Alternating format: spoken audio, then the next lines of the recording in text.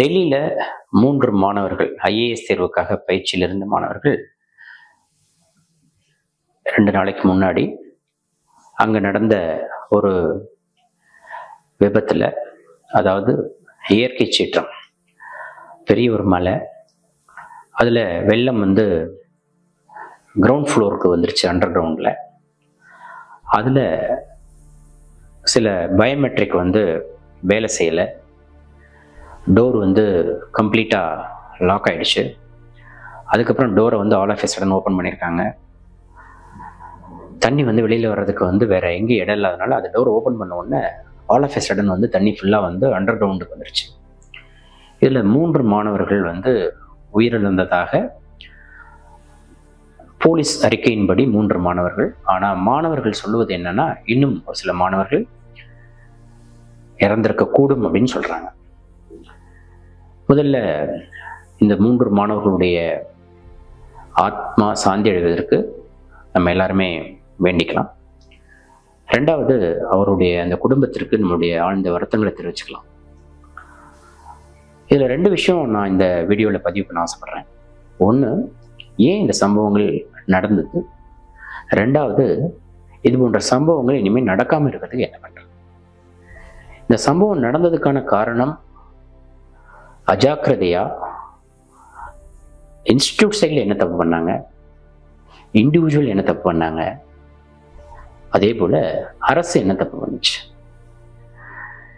நம்ம இண்டிவிஜுவல் என்ன தப்பு பண்ணாங்க அப்படின்னு நம்ம போக முடியாது. காரணம், அதெல்லாம் படிக்கக்கூடிய மாணவர்கள், கிடைக்கக்கூடிய ஒவ்வொரு சின்ன சின்ன இடத்துல கூட மாணவர்கள் படிப்பாங்க. இன்ஸ்டிடியூட்டை பொறுத்தளவில் அண்டர் கிரவுண்டில் நடத்தக்கூடாது. அது ஒரு ஸ்டோர் ரூம், அதுக்கு மட்டும்தான் அதை பயன்படுத்த முடியும் அப்படின்றது விதி. ஆனால் டெல்லியில் ஆல்மோஸ்ட் எல்லா இடங்கள்லையுமே நிறைய பயிற்சி மையங்கள், அண்டர் கிரவுண்டில் பயிற்சி மையங்களே இயங்கிட்டு இருக்கு. கம்ப்ளீட் விதிமீறல்.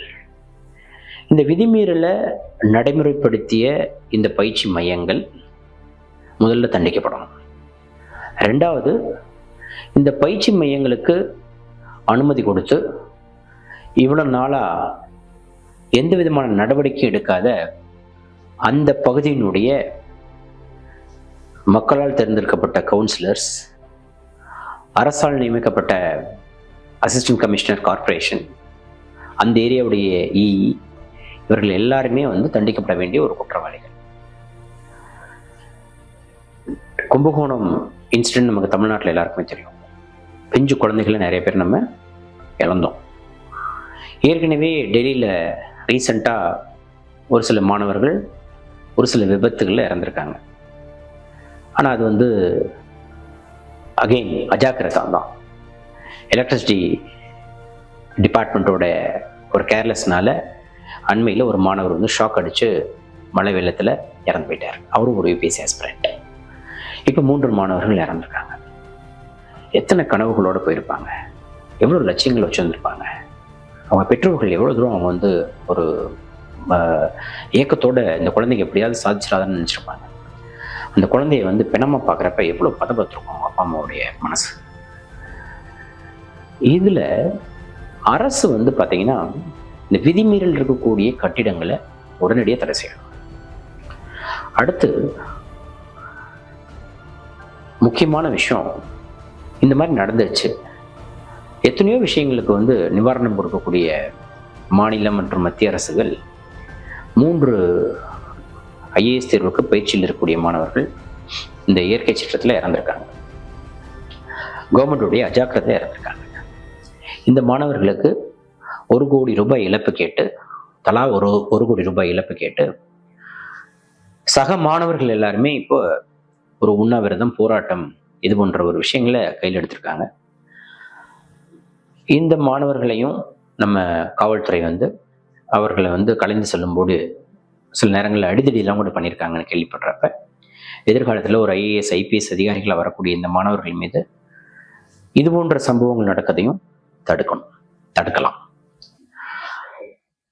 3வது விஷயம் என்னன்னா, எல்லா ஐஏஎஸ் அகாடமிஸ் மட்டும் இல்லை, எல்லா கோச்சிங் இன்ஸ்டிடியூட்ஸ்லையுமே, நீட் கோச்சிங்காக இருக்கட்டும், ஜேஇ கோச்சிங் இன்ஸ்டியூட்டாக இருக்கட்டும், எந்த ஒரு பயிற்சி மையமாக இருந்தாலும் சரி, அங்கே வந்து ஒரு கிரீவன்சஸை வந்து அட்ரஸ் பண்ணுறதுக்கு ஒரு அமைப்பு இருக்கணும். அந்த அமைப்பில் மாணவர்கள் இருக்கணும், மாணவர்களில் ஃபீமேல் இருக்கணும், மேல் இருக்கணும், அவங்களுடைய ரெப்ரசன்டேட்டிவ்ஸ் இருக்கணும், ஒவ்வொரு பேட்ச்லையும் ஒரு ரெப்ரசன்டேட்டிவ் இருக்கணும்.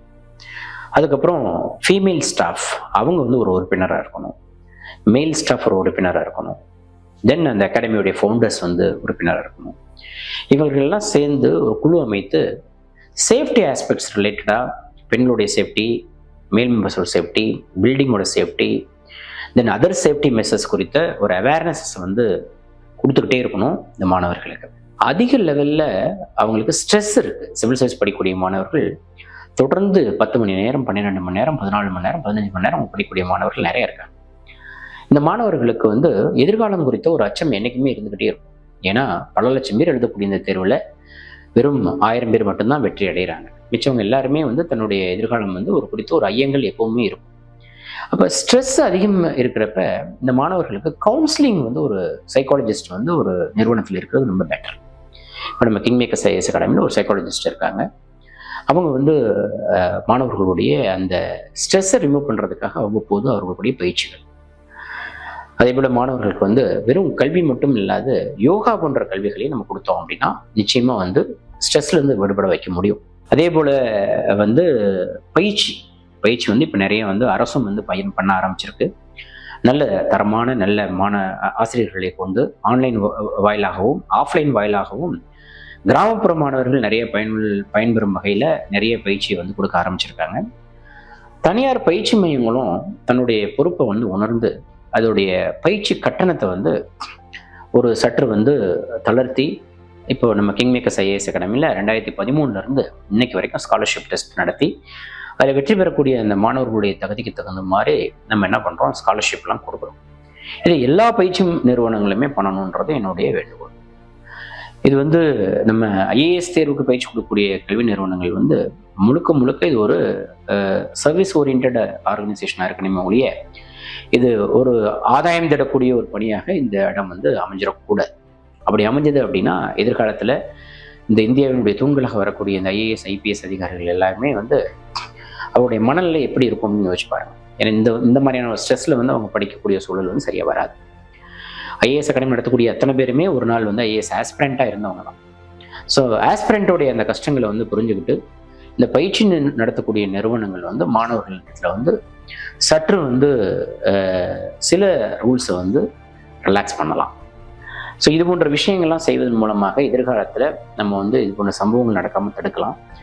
அதே போல் தமிழகத்திலிருந்து டெல்லிக்கு போகக்கூடிய மாணவர்களுக்கு என்னுடைய ஒரே ஒரு ஆலோசனை தான், ஒரு காலத்தில் நம்ம வந்து தமிழ்நாட்டிலிருந்து டெல்லிக்கு போனால் மட்டும்தான் நல்ல பயிற்சி கிடைச்சது.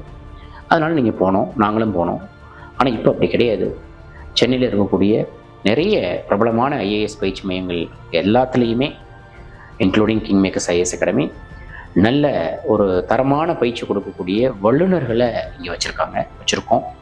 அதனால் இந்த பயிற்சி மையங்களில் சேர்ந்து முதல் விஷயம் உங்களுடைய உடல் ஆரோக்கியத்தை பார்த்துக்க முடியும். ரெண்டாவது ஒரு எமர்ஜென்சினா பேரண்ட்ஸை வந்து நம்ம வந்து கூப்பிட முடியும். மூன்றாவது விஷயம் என்னன்னு கேட்டிங்கன்னா உங்களுடைய லாங்குவேஜ் அது ஒரு எப்பயுமே ஆல்வேஸ் ஒரு கம்ஃபர்டபுளான ஒரு ஃபீலிங் இருக்கும். அதனால் நம்ம டெல்லிக்கு போனால் தான் பாஸ் பண்ண முடியும் அப்படின்ற எண்ணத்தை வந்து தவிர்த்துருங்க. ஏன்னா அங்கே வந்து ஆல்வேஸ் வந்து ஒரு இன்செக்யூரிட்டி இருந்துகிட்டே இருக்கும், ப்ரெஷர் கொஞ்சம் ஜாஸ்தியாகவே இருக்கும், ஸ்ட்ரெஸ் ஜாஸ்தியாகவே இருக்கும். இதன் காரணமாக என்னன்னு கேட்டிங்கன்னா 500 பேர் 1000 பேர் ஒரு பேட்சில் வந்து படிக்கிறாங்க டெல்லியில். ஏதோ ஒரு தீ விபத்து வந்துச்சு அப்படின்னா அங்கே வந்து பசங்க எப்படி எந்த அளவுக்கு எஸ்கேப் ஆகி வர முடியும் கூட தெரியாது. அதனால் ஒரு வகுப்புக்கு இத்தனை பேருக்கு மேலே இருக்கக்கூடாதுன்ற ஒரு ரெஸ்ட்ரிக்ஷனை பயிற்சி மையங்களுக்கு வந்து நீங்கள் கொண்டு வந்தோம் அப்படின்னா எனக்கு தெரிஞ்ச வரைக்கும் அதுவும் ஒரு தீர்வாக வந்து அமையும். இந்த நேரத்தில் அரசும் வந்து நம்ம கொடுத்த இந்த ஒரு சில ஆலோசனைகளை கவனத்தில் வச்சுக்கிட்டு அரசு நிச்சயமாக ஒரு நல்ல ஒரு முடிவு எடுத்து எதிர்காலத்தில் இது போன்ற ஒரு விஷயங்கள் நடக்காமல் நிச்சயமாக தடுப்பாங்கன்ற நம்பிக்கை இருக்குது. பல நல்ல முன்னெடுப்புகளை யூபிஎஸ்சி ஆஸ்பிரன்ஸ்க்காக இப்போ எடுத்துகிட்டு இருக்காங்க. அதுக்கு என்னுடைய வாழ்த்துக்களை நான் தெரிவிச்சுக்கிறேன். இன்னும் நிறைய விஷயங்கள்ல வந்து தமிழ்நாட்டில் நடக்கும் அப்படின்ற நம்பிக்கை எனக்கு இருக்குது. இது போன்ற செய்திகளை நிறைய வந்து வெளிக்கொண்டு வருவதன் மூலமாக ஒரு விழிப்புணர்வு ஏற்படும். இது போன்ற பயிற்சி மையங்கள் வந்து முறைப்படுத்தப்படும். அரசும் வந்து விதிமுறைகளை வந்து ரொம்ப ஸ்ட்ராங்காக வந்து இது வந்து இம்ப்ளிமெண்ட் பண்ணுறதுக்கு ட்ரை பண்ணுவாங்க. ஸோ அது நிச்சயமாக நடக்கும் என்ற நம்பிக்கை எனக்கு இருக்குது. நன்றி, வணக்கம்.